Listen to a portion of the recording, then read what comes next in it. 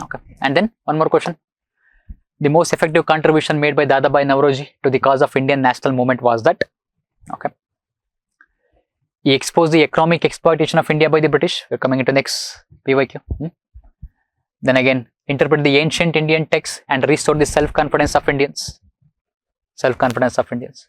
Stressed the need for eradication of all social evils before anything else. What is Dadabhai Naoroji associated with? Drain of wealth concept. Drain of wealth concept is about making Indians aware about how Britishers were exploiting Indian economy. So expose the exploitation of British by British of Indian economy. Okay, so 1 only, 2 and 3, 1, 2, 3. Answer is A. Okay, so it's nothing related to Indian culture and everything. Of course, great respect for Indian culture, but rather the major focus was on politics, about making Indian people aware about what is the evil, how the evil nature of British administration was existed in India. The solution was A. Now, one more question. Dadabhai Naoroji again in 2015. Who of the following were economic critic? Look at what is economic critic. That is economic exploitation. That is economic critic only. That is Dadabhai Naoroji, G. Subramania Iyer, okay, R.C. Dutt. Select the correct answer using the codes given below. So, who of them contributed for economic critic? That is drain of wealth theory. Drain of wealth theory. Economic critic is drain of wealth theory.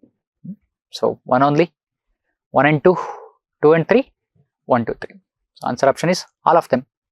We will understand drain of wealth theory. So, how each of them contributed, particularly newspapers, their essays, their books, these showed how British economy was, or how Indian economy was being exploited by Britishers.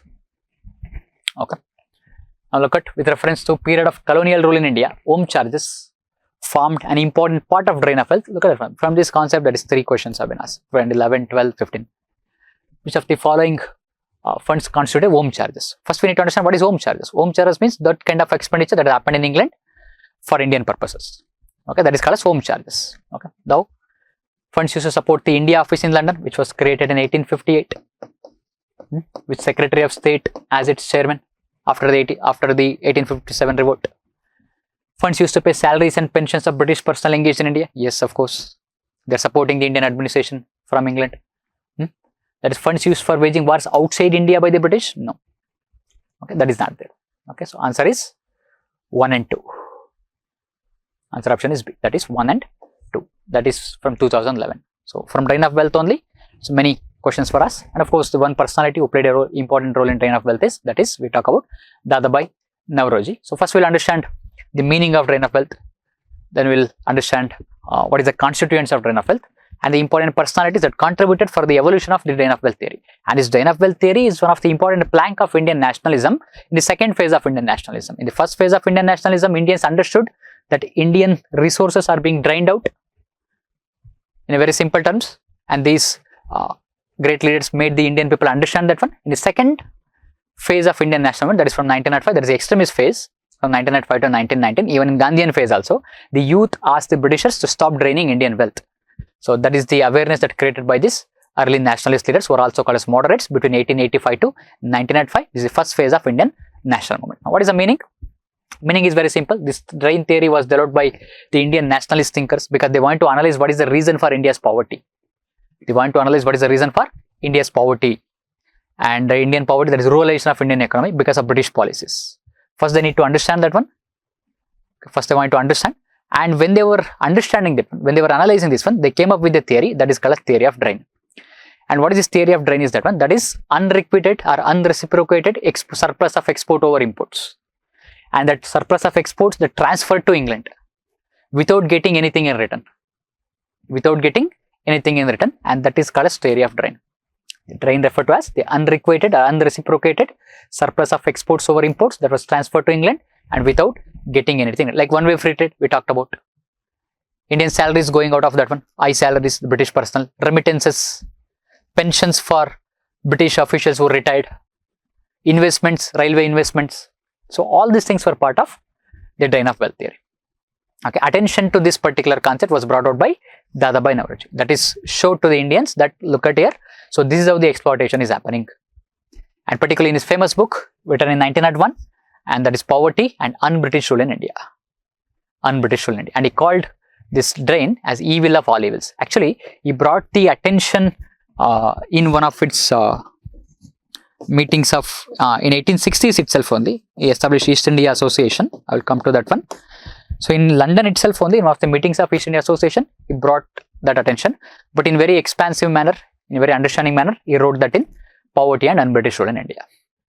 He called it as evil of all evils. Now, what is the constituents of drain? Salaries, like I told you, pensions after retirement, remittances to their families, sending money from India. That is again Indian money is being sent.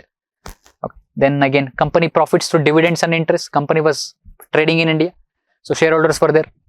Interest and dividend need to be paid out.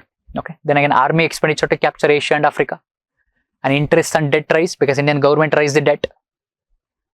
But army expenditure was not part of home charges. Home charges, I will come to that. Okay, so interest on any debt rise that is paid out of Indian money. Returns on investment, they invested in plantation agriculture. They invested in railways. They invested in post offices. They invested in, we can say, modernization of some communication. That is, we can talk about telegraphs also. And who invested? The British money was invested in India. Okay, and that was leading to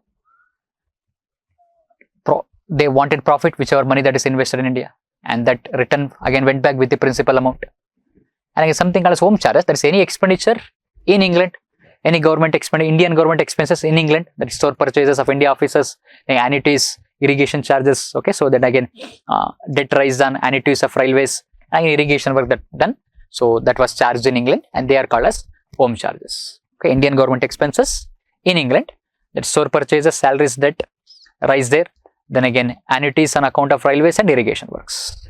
Because that annuities means there is recurring charges that need to be paid in England, but that is being invested in India. So whatever that is happening in India with respect to England, from England, controlled from England, that money again paid out of India itself only. And the salaries of board of control, court of directors, everything was paid out of Indian money itself, and that was made as laws, not unofficially given, officially given through laws. That is home charge. That is the question that was asked. Now, who are the personalities associated with drain of wealth? Like Nauroji, he published a paper in 1867, like I told you already. That is England's duties to India in London itself only. Then again, Poverty and Un-British Rule in India 1901. That is also contribution of Dadabhai Nauroji. R.P. Dutt, he wrote a India Today book. M.G. Ranade, he wrote Essay on Indian Economics in 1899. Then again, G. Subramania Iyer in his newspapers The Hindu. Again, Swadesh Mitram. Then R.C. Dutt, Economic History in India 1901. Then again, Gopalakrishna Gokhale. Then again, G.V. Joshi. Then again, P.C. Ray, Prithvi Chandra Ray. Okay, Ganesh Vasudev Joshi. Okay, so all of these personalities played a huge important role in the expounding the theory of drain of wealth, which played a huge important role in the coming of extremism and revolutionaries, because revolutionaries got inspired from this. That is, they understood that India is being exploited, and that led to growth of extremist tendencies, that is militant nationalism, as well as revolutionary tendencies in Indian national movement as a new ideologies. Okay, so these are pioneers of drain of wealth. Okay, now, Dadabhai Nauroji established East India Association 1866 in London. Dadabhai Nauroji, because the first president of the association was Lord Lyvedon, a British politician, and it was established in England to discuss Indian question, because leadership wanted to bring attention to British government and to British public about what was happening in India, So that is in England discussing the Indian question and demanded reforms in India. They wanted to bring reforms in India, and they were putting pressure on British politicians and British government to ask the British government in India to bring good reforms for India, to increase representation for India. It had branches in India also, in Calcutta, in Bombay, okay, everywhere it had branches. And Dadabhai Nauroji is also the first South Asian MP, or we can say first Asian MP itself only in British Parliament. That's MP of the Liberal Party between 1892 to 1895. And he established one newspaper, that is Anglo-Gujarati newspaper in 1854, which is called as Ras Goftar. Okay, and he president of INC 3 times in 1886 and 1906 in Calcutta, 1893 in Lahore. Both of them are in Calcutta. Okay, 1886 and 1906, both of them are in Calcutta. Because first session 1885, it was in Bombay, and 1886 session was in Calcutta, and that was headed by Dadabhai Nauroji. And 1906, again it's Calcutta session, Dadabhai Nauroji. Okay, then 1893 session, Lahore session. So that was again headed by Dadabhai Nauroji. He became president of INC for 3 times. So this is about the contribution of Dadabhai Nauroji. Okay.